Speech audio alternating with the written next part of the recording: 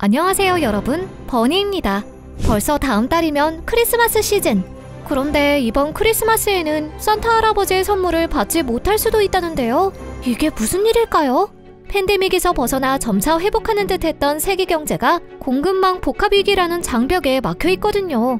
일상으로의 복귀를 눈앞에 두고 최근 원자재와 생필품 소비가 폭증한 반면 한동안 위축되었던 제조업이 수요를 감당하지 못하는 데다 국제 해운 네트워크와 미국 항만 시스템이 제대로 가동하지 못해서 발생한 물류대란, 여기에 설상가상으로 중국 전력난까지 가세하고 있는 상황이랍니다. 총체적 난국이라는 말이 이럴 때 쓰라고 있나 보네요. 그동안 월요지식회에서 다룬 원자재를 둘러싼 지정학적 갈등, 반도체와 배터리 품귀 현상 등도 전반적인 공급망 대란의 원인을 제공하는 요인입니다만, 우여곡절 끝에 실어보낸 물건이 땅도 밟지 못하고 바다 위에 떠있는 상황은 더욱 기막힐 노릇입니다. 컨테이너 갯돈이라는 신조어까지 등장시킨 사상 초유의 사태.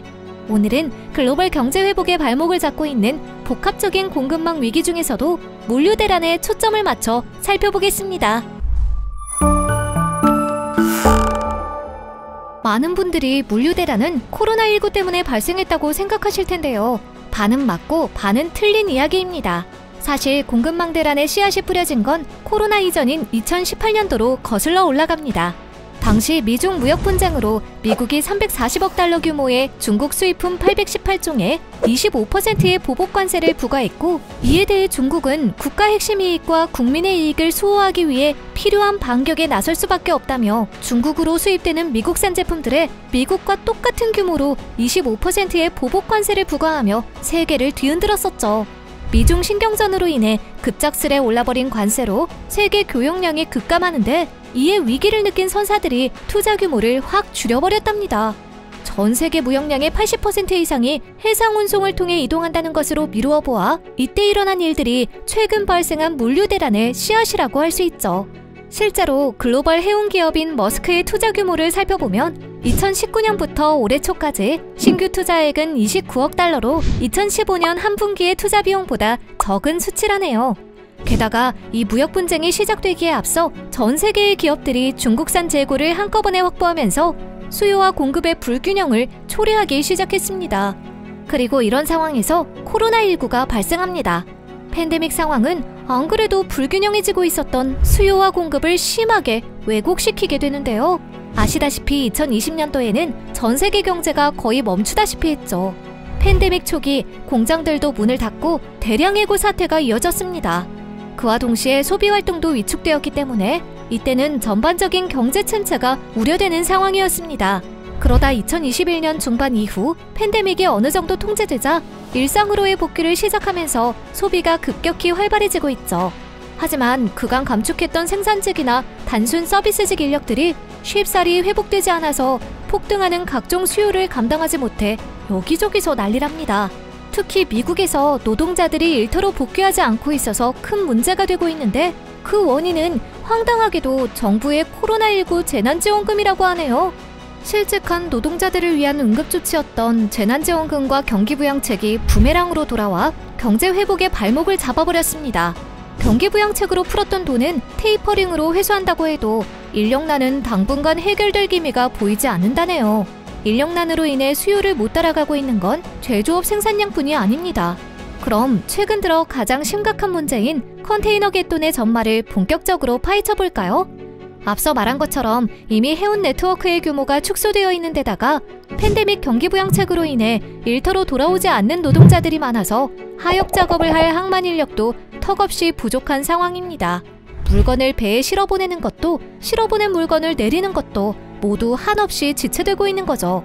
10월 말 기준 보도에 의하면 미국으로 수입되는 전체 컨테이너의 40%를 소화하고 있는 2대 항구, LA항과 롱비치항 앞바다에는 73척가량의 컨테이너선들이 해안에 접근하지 못하고 바다 위에 둥둥 떠있는 실정입니다. 컨테이너 박스 25만 개가 언제 하역될지 모르는 상태로 밀려있는 겁니다.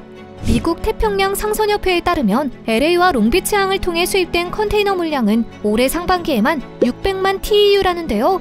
이는 전년 대비 35.1%나 증가한 수치입니다. 코로나 여파로 소비 패턴이 온라인 쇼핑으로 집중되면서 물류량이 대폭발한 거죠. 이에 바이든 대통령도 심각성을 느끼고 대책회의를 열어 LA항과 롱비치항을 24시간 풀가동하기로 했고, 삼성전자와 월마트, 페덱스 등 6개 회사도 연장 근무에 동참했습니다. 하지만 업계에서는 보다 근본적인 문제인 인력난이 해소되지 않는 이상 이런 특단의 조치도 무용지물이 아니겠냐며 냉소적인 반응입니다. 앞서 말씀드렸듯 이 두 항구는 아시아에서 미국에 도착하는 컨테이너선 하역 작업의 절반 가까이를 처리하는 대아시아 무역 관문인데다가 블랙 프라이데이와 성탄절, 연말 시즌 등 물류 성수기를 앞두고 있어 문제는 점점 심각해지고 있습니다. 그래도 미국 앞바다에서 벌어지는 일이고 물건을 못 받아 난리가 나는 것도 미국 땅인데 우리가 무슨 상관이냐고요? 모르시는 말씀. 롱비치항과 LA항 앞바다에 발이 묶여있는 수십 척의 배와 하역을 기다리는 수십만 개의 컨테이너가 일을 마치고 빈손으로 돌아오는 게 아니겠죠. 우리도 미국에서 싣고 돌아와야 하는 물건을 한없이 기다려야 합니다. 지금은 그저 감자튀김과 전자기기 정도라 크게 체감이 안 될 수도 있지만 이 사태가 길어지면 우리나라 마트도 미국 마트처럼 텅텅 비게 될지도 모릅니다. 고속도로에서도 주요 나들목에서 심각한 병목 현상이 일어나면 광범위하게 교통이 마비되듯이 경제대국인 미국이 수입하는 물량의 40%가 들어오는 곳이 막히니 전 세계의 무역이 마비될 지경인 겁니다. 그러다 보니 컨테이너와 선박의 가격에 프리미엄이 붙어서 반사이익을 보는 국내 해운회사도 있지만 이걸 기뻐하기에는 다른 산업 전반과 민생에 닥칠 위험이 더 큽니다. 실물 경제에서 생필품과 주요 원자재 수급이 원활하지 않아서 생기는 각종 문제와 아울러 턱없이 부족한 공급량에 비해 날로 팽창하는 수요는 인플레이션을 초래할 위험도 크죠. 미국과 우리나라 포함 전 세계의 소비자 물가가 상승하고 있는 추세인 걸 봐도 심상치 않고요. 심지어 트위터 CEO 잭 도시까지 하이퍼인플레이션을 경고하기에 이르렀는데 그의 말이 과장되었다는 의견이 지배적이긴 합니다. 제발 그랬으면요. 한편 정부만 믿고 이 상황을 두고만 볼 수 없다며 발빠르게 자체 공급망 재편에 나선 이커머스 업체가 있으니 바로 아마존입니다. 자체적으로 직항 비행기를 띄워 아시아 고객들이 주문한 물건을 배송할 계획이라는군요. 지금까지 글로벌 공급망 위기, 그 중에서도 미국 앞바다에서 물건들이 한없이 하역을 기다리고 있는 항만 물류 대란을 중심으로 살펴봤는데요. 제 옆에서 마니가 아이폰 13이 안 온다고 발을 동동 구르는 것 이상으로 정말 심각한 문제네요. 글로벌 공급망은 대체 언제 정상화될까요? 시작할 때 말한 것처럼 복합적인 요인이 얽힌 총체적 난국이라 빠른 시일 내에 해결될 것 같지는 않습니다. 지나 레이몬도 미국 상무장관은 공급 생태계가 6개월 내에 정상화되기는 쉽지 않을 것이라고 한 바 있고, 제롬 파월 미 연방준비제도 의장도 물류 대란이 내년까지 지속될 것으로 보며 인플레이션 압박 역시 커질 것으로 예상하고 있습니다. 오늘의 이야기는 글로벌 경제의 향후 전개에 대해 한층 더 우려 섞인 관심을 갖게 하는데요. 과연 각국 정부는 공급망 문제 해결을 물리적으로 어떻게 해결하려고 할지, 금융당국은 인플레이션에 대비하여 어떤 조치를 취할 것인지, 그리고 눈앞으로 다가온 블랙 프라이데이, 광군제, 그리고 크리스마스와 연말 시즌을 맞이하여 전 세계 이커머스 회사들이 어떻게 대처할지도 매우 궁금해지는데요. 저는 그저 크리스마스에 산타 할아버지가 무사히 당도하셨으면 하고 기도해야겠어요. 이상 버니였습니다.